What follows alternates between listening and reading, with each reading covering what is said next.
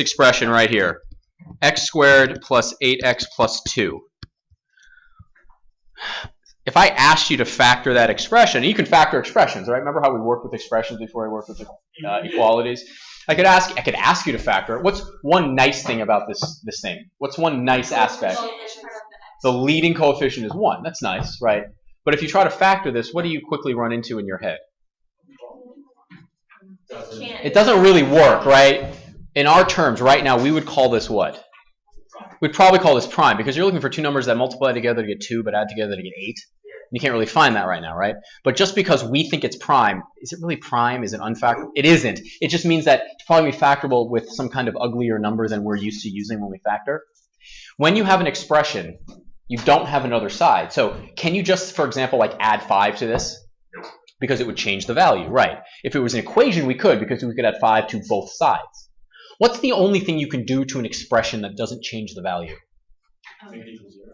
No, we're not going to make it equal anything, but you can multiply by a form of, by 1, right? So theoretically, you can multiply this by a form of 1, but that's not really going to do anything for us. There's a new thing that I'm going to introduce that does nothing to the value, but it helps us get somewhere that is very helpful. And that's this idea. If I added q and subtracted q, does that change anything about the actual equation?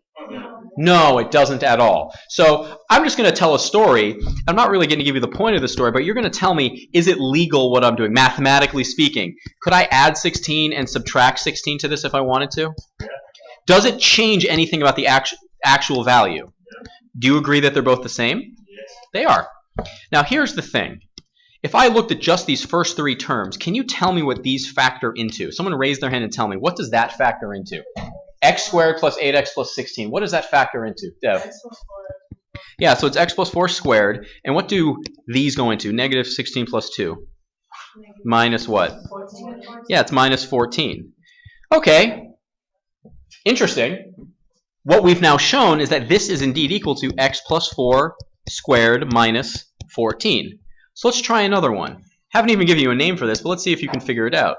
Let's say I gave you x squared plus 9x minus 12. You might think it's factorable. You're like, 4. It doesn't really factor nicely, though, right? So what's the point here? Well, the point is you could add and subtract the same thing if you wanted to try to get a useful result. Anybody want to guess what you're going to add and subtract on this one? Anybody want to guess? 3 was going to be a little too small. It's going to be 9. Plus 9 and minus 9, because this is what we're hoping to be able to do. What does this factor? Oh, excuse me. Excuse me. No, I made a mistake. This is not supposed to be 9. This is supposed to be 6. Very sorry. This is supposed to be 6. That's 9 when it's 6. I'm very sorry. So what does this factor into, Dev? X plus 8 squared.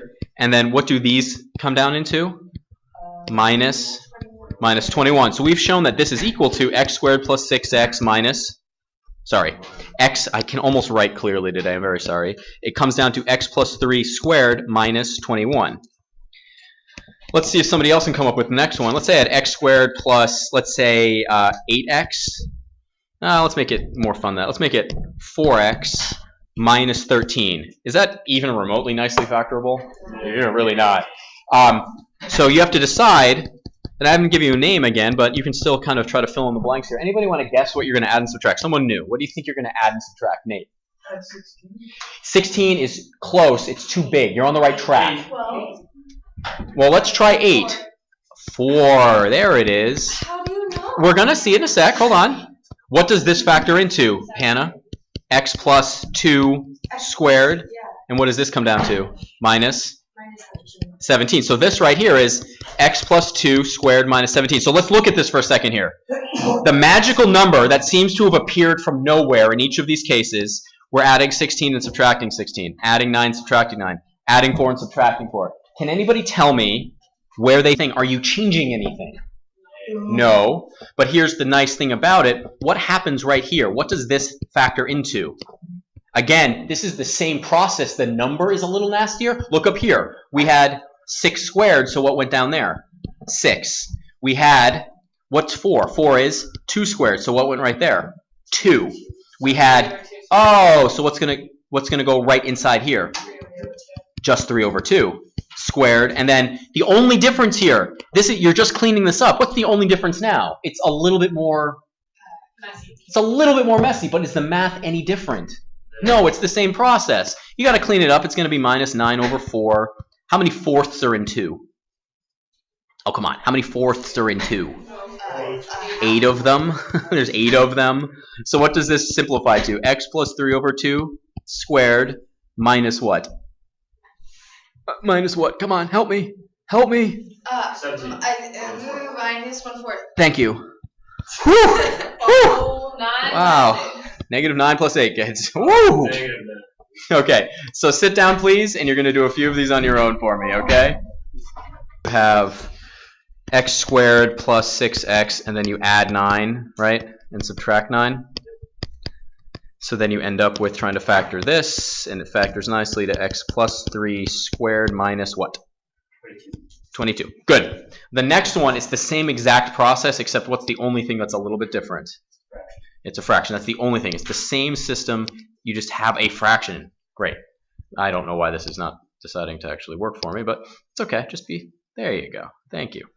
So in this case, it's x squared plus 5x plus 5 over 2 squared minus what? Yeah, you have to add in minus 4, but now you know that this right here factors into x plus 5 over 2 squared, and then you have minus 25 over 4. How many fourths are in 4? 16. So you end up with x plus 5 over 2 squared minus 41 over 4. Why is this one 5 over 2 squared? Because the last one, I'm sorry, I should have done this. I was just thinking about this. The 9, another way to write that is really just 6 over 2 squared. Oh, so since you can't like... Yes, because the most clean way to write it is 5 over 2. Correct. Okay, yeah. Correct. So this one right here, this is the one where it gets a little different because what's the big difference? The 2. So in this case, can you just divide by 2? Not really. You can get away with it, and I'll explain it later why you can. But to be totally mathematically sound, what you're going to do is just factor it out like this. And then what do you focus on? Just this. Does the 2 change the zeros? The 2 does not change the zeros. It'll change the shape of the graph, but does it change the zeros? No. The zeros are stuck there. It changes where it crosses the x-axis. It doesn't change where it crosses the x-axis. So in this case, we're dealing with 2, and then we have x squared plus 4x. What are we going to add and subtract? Plus what? 4. Plus 4 and minus 4. Because what's half of 4? 2 squared is? Oh, that's nice. So what does this factor into right there? X plus 2 squared. And then this right there is 8 over 2, right? What's 8 over 2 minus 9 over 2? Negative 1. 17 maybe? What? What's negative? You just said 8 over 2. Oh, negative 8 over 2. Okay. Negative 8 over 2 minus 9 over 2 is going to be negative 17. Now, you can leave it like that, but you could also write it as, you can leave it like that. That's totally fine. So the punchline is, what's this called and what's the point? What you've just learned how to do is called completing the square. So far, though, we've only dealt with expressions, and that's not super helpful. We really want to deal with what? We want to deal with, not expressions, we want to deal with what? Equations. So let's go back to one we looked at already. X squared plus 8x plus 2 equals now 0. Up until this point, up until today, you would look at that and go, what? If I asked you to solve that up until today, you would say, well, yeah, and then can you factor this nicely? No, so you'd be, meh, you kind of complain about this because you don't have a good way of chipping into this. Well, hold on, we already talked about this a little bit. Let's look at the left side and do exactly what we did before.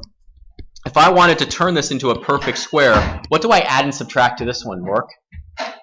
Plus, minus, and there's still that plus 2 right there, right?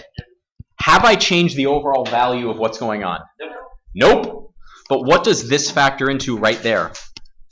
What does this factor into?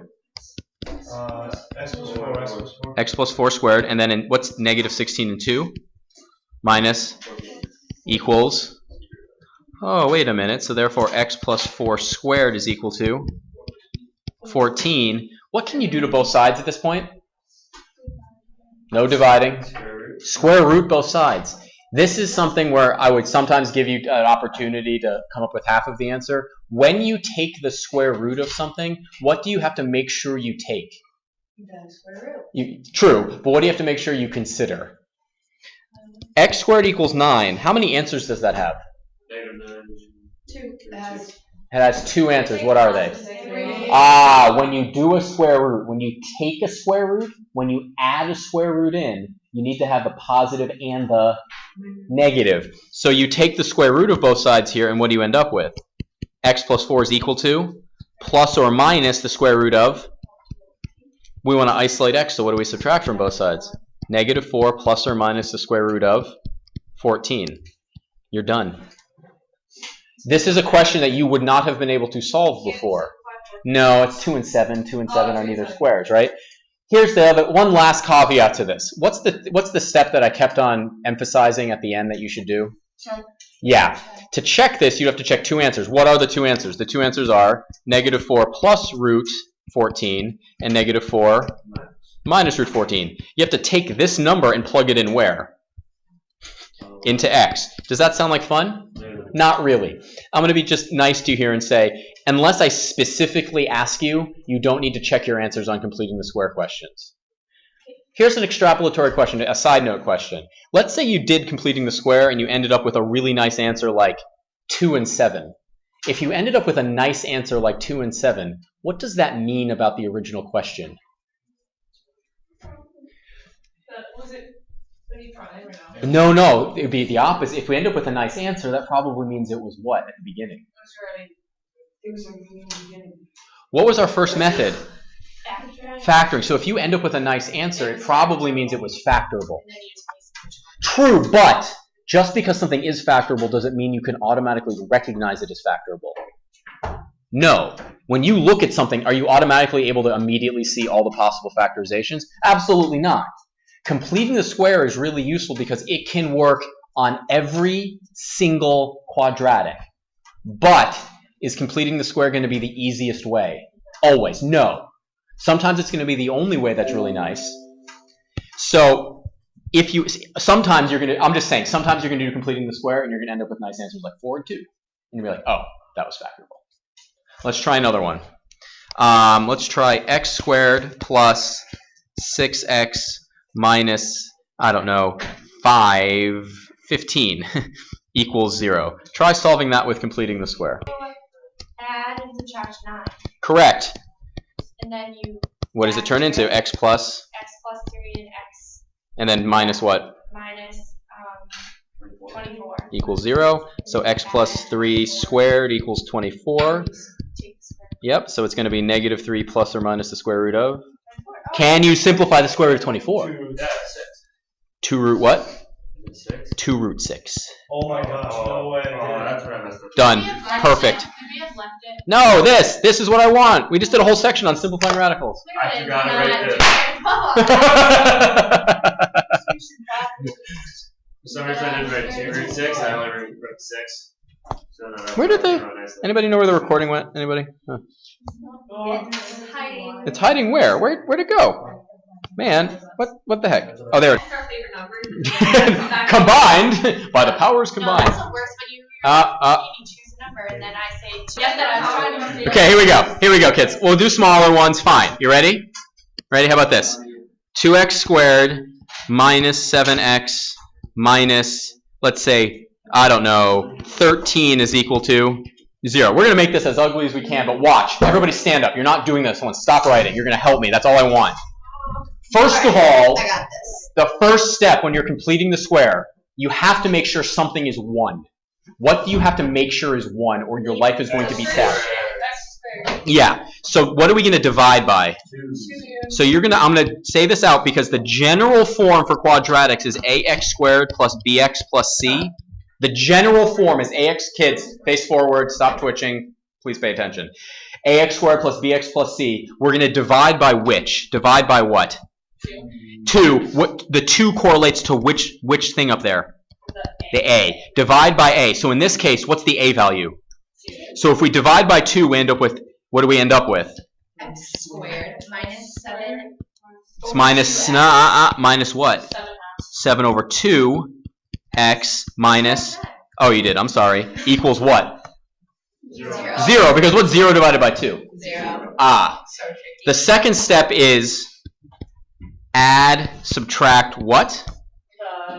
Ah, what are we going to add and subtract? Half of negative 7 halves. Correct. Squared. Correct. So much more complicated. But listen, quiet, does the system change? No. What is 7 over 2 over 2? 7 over 4. So all we're adding here is, so we have this. So you add the 2. Add 7 over 2. No, you multiply them. 7 over what? 7 over 4 squared minus 7 over 4 squared minus 13 over 2 is equal to 0. So now you can factor, so that let's call this step, now you factor. So if we factor what's in the purple now, what does it factor into? X plus what? Yeah, it's just 7 over 4 squared. And you still have this though, right? And you're like, man, I'm kind of sad, but what should you do at this point? What word do we want to use? What do we want to call it? I would call it maybe clean up. Because what do we need to clean up here? Oh, that's not the right thing, right? The thing on the end, right? This. So if we clean this up, you need to square it and not actually erase it like I was doing right there. You want to clean this up, right? 7 over 4 times 7 over 4 is what? 49 over 16. And this is minus 13 over 2. What do you have to multiply 2 by to get 16? So this is 8 and 8, right? What's 13 times 8? Really, guys? Can you put down the pencils, stop twitching for 3 minutes? No, 13 times 8 is 8. Plus 80 plus plus 34 and 24. It'd be 104. Yes, minus 104 all over 16. What's, oh man, we have this. It's minus, so it's plus negative right there. So what's minus 49 and minus 104? 155. Yeah. So this is going to be what? So minus what? 16. And that equals 0. Oh, so we just cleaned it up. Was it a little annoying? Yeah. Yeah, but does it change any? Does it's 150, not 155? It's 153. Close. It's 153. So it's this. What do we? Okay. So did we clean it up? Yeah. So I mean, the fifth step would just really be solve. So what do we have to add to both sides? Yeah. So you end up with x plus 7 over 4 is equal to 153 over 16. What do we do to both sides? But it has to be what square root? What goes in front? Plus or minus. So our final answer is going to be x equals negative 7 over 4 plus or minus the square root of 153 over 16. That is a terrible, ugly answer, but it's the right answer. Completing the square, when you get an answer like this, you should feel good because this really means, was it factorable? No. No, well, excuse me, was it nicely factorable? No, not at all. Just one last thing you can notice here. The square root of 153 over the square root of 16 is the square root of 153 over the square root of 16, right? What is the square root of 16? It's over 4. So you can usually, in books, you'll see it written like this. That's what you'll see the answer written as. They'll combine it together. Okay, you ready to do one by yourself or with a partner? So how about you do this one? Again, it's an equality, so can you divide by 2? Sure. And just remember, you have to do the exact same thing. So it's going to be x squared plus 8x, but it's going to be plus 16 minus 16, but then there's also a minus 16. This right here factors into x plus 4 squared, kids. So you have x equals negative 4 plus or minus the square root of 32. But what is the square root of 32? 4 square roots of 2. 4 square roots of 2. So this would be your final answer right there. Now, you use the same process right here. There's just one small difference, but you know how to deal with that difference. You know what are you going to have to add and subtract to both of these? Add and subtract over here. Plus 9 and? Yeah. Equals 0. So you end up with factoring this, which you're okay with, because that's going to be x plus 3 squared plus 1 equals 0. And you're like, okay, so I have to isolate it, which I'm okay with, but what does it equal now? Negative 1. Oh, so x plus 3 is equal to plus or minus the square. Oh, what is the square root of negative 1? Yeah, it's just plus or minus I. So the answer to this is x equals negative 3 plus or minus I. Again, completing the square is super useful because it can work on any quadratic equation. Any of them. Is it always going to be the shortest? No. When you look at something, are you getting better at immediately recognizing whether it's factorable or not? Yes. Absolutely. Are you always going to be right about that? No. Are you going to use completing the square and then be a little frustrated because you're going to get nice answers and know it's factorable? Sure. That's fine. But it also means you did it right. Go ahead. Can you go back up to the first one? Yeah. When you factor out a 2, like... You can divide by it. We divided by a 2. Okay. So the reason you can divide by 2 is because of this. I'll show you. Watch. When you have a... What's the shape of a quadratic? It's a parabola.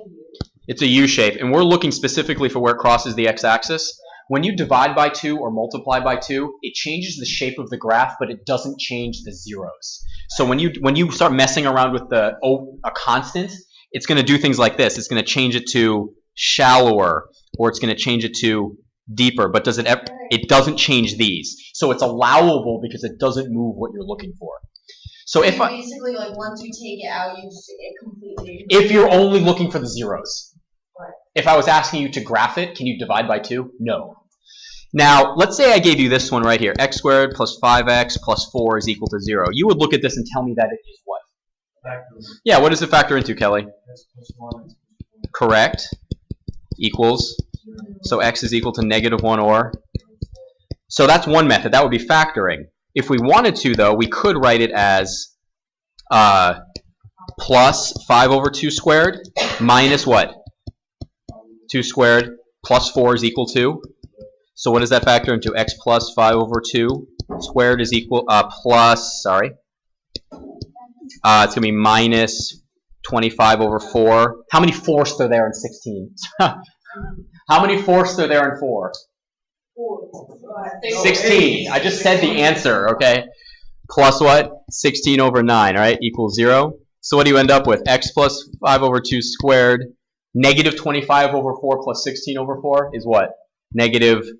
Oh my gosh, why are you doing this? Well, look, I'll show you why I'm doing it.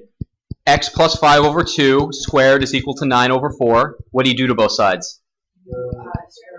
Yep, so you end up with plus or minus the square root of what? 9 over 4, right? Plus or minus. Oh, what is the square root of 9 over 4? So you have x equals negative 5 over 2 plus or minus 3 halves. So there's two answers. There's negative 5 over 2 plus 3 halves, or negative 5 over 2 what? Minus 3 halves.